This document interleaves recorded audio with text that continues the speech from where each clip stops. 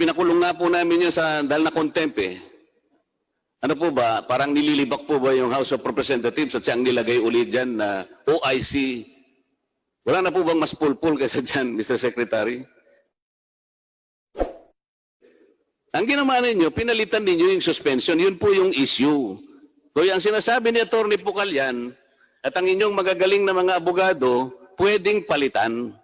Doon po sumasabit ang mga regulation, Mr. Secretary, yung po pwede, yung case-to-case basis. Doon papasok yung discretion. Doon papasok ang corruption, Mr. Secretary.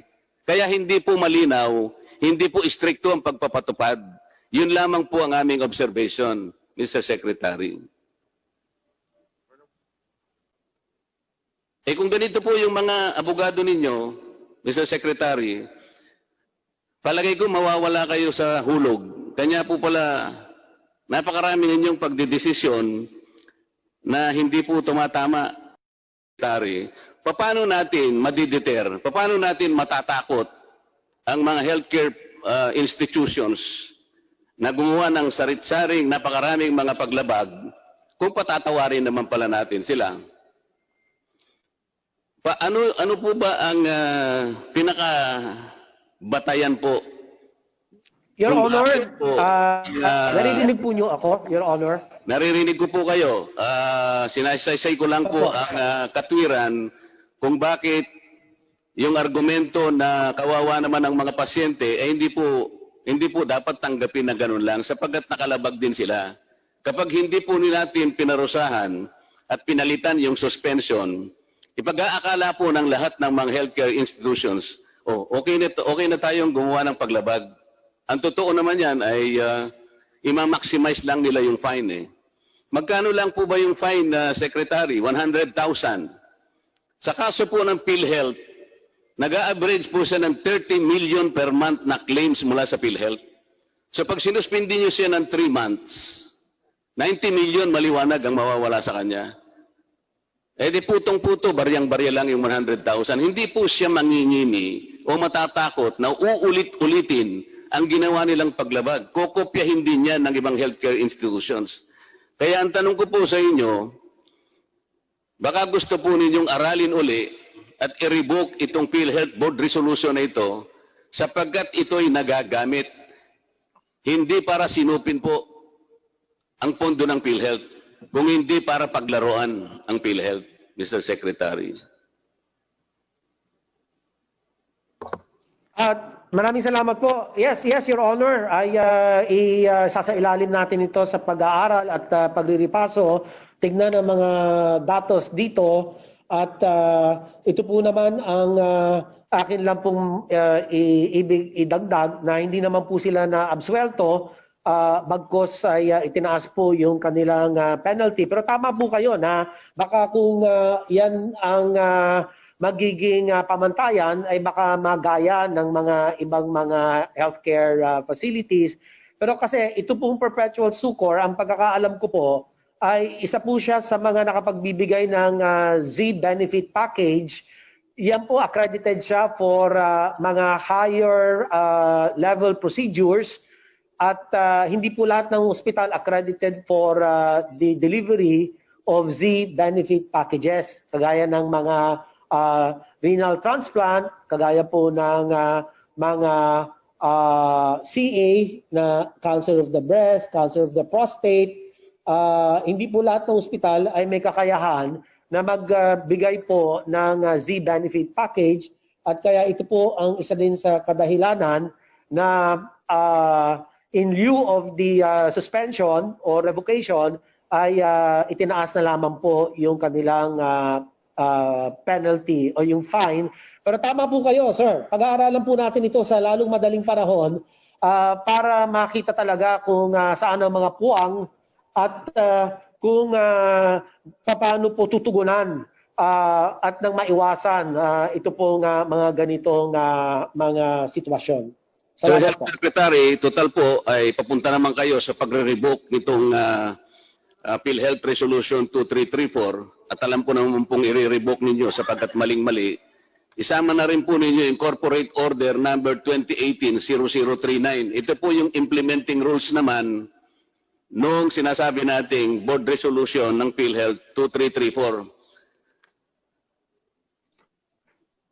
Pwede Yes, po sir. ba nagsama ninyo ito, Mr. Secretary, sapagkat ito po yung implementing rules. Maling-mali rin po ang pinaggagawa nitong mga, ito po, nandito yata si Attorney Laura Mangasar. Nandito po ba kayo?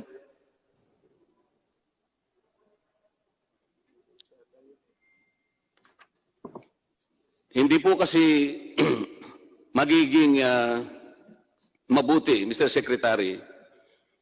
Nasa harap po ng napakaraming administrative na paglabag ng mga HCIs, o mga health care centers, ay papalitan nyo lamang basta nawawala po yung inyong quasi-judicial power na nasa Republic Act 7875. Kaya po humaba itong pagtatalong ito, Mr. Secretary, at napapunta pa nga po doon sa pagkakakontempt ng inyong isang abogado rito dahil pinipilit niya na kahit po pala pinagtibay na ng inyong arbitration board at pinagtibay na rin ng inyong PhilHealth board at kayo naman ay sinuportahan ng Solicitor General, ipinipilit po niya sa kanyang pangangatwiran na pwede pa rin yung palitan dahil ang PhilHealth po ay merong quasi-judicial body. Kaya po siya napilitang i-contempt namin sapagkat kung ano-ano po yung pinagsasasabi niya eh. Kahit basahin po ninyo yung Republic Act 7875, yung quasi-judicial power ninyo, hindi po saklaw. Napapalitan ninyo mismo ang sarili ninyong desisyon, lalong-lalo na kung ito'y pinagtibay na ng korte. Ngayon, nung tinanong po siya, kung titindigan pa niya yung sinasabi niya, malupit po ang kanyang sagot.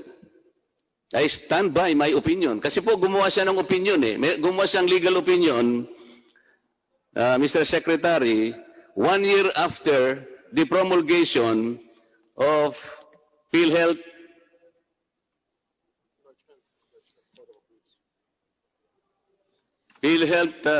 Board Resolution 2017.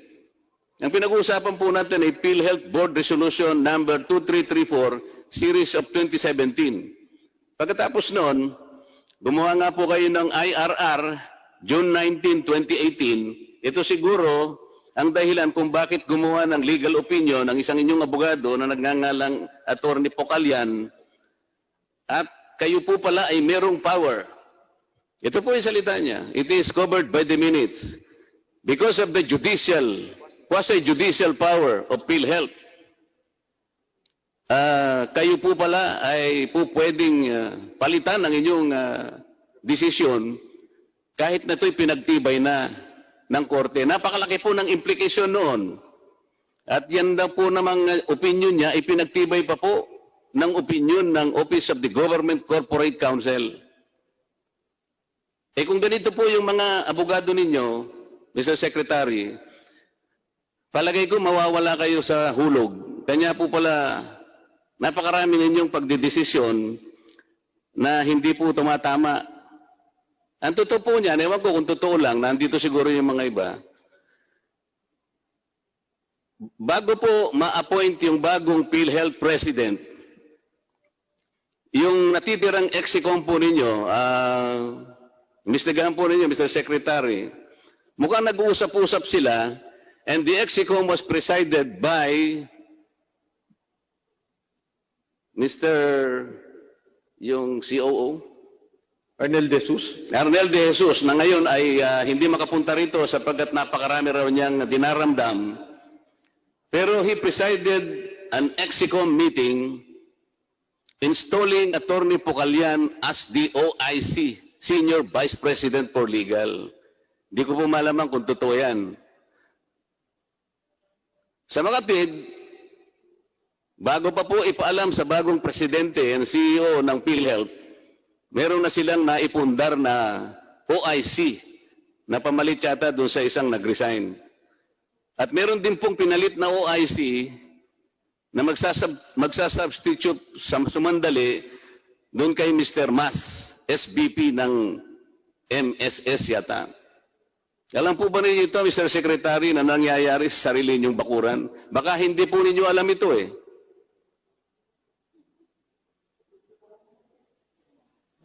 Salamat po. Yung pong pagtatalaga nitong mga OIC, ang layunin lang po, ang aking pong pagkakaintindi, ay para hindi po matigil ang day-to-day operations kasi maapektuhan po ang delivery of services. So sa madalit salita, in the exigency of service, ang atin pong COO ay nagkaroon po ng recommendation subject to board approval kung sino po yung mga OIC. Pero yan naman po ay pwede rin baguhin yan kapag mas malinaw na meron mga ibang tao pa na mas may kakayahan para po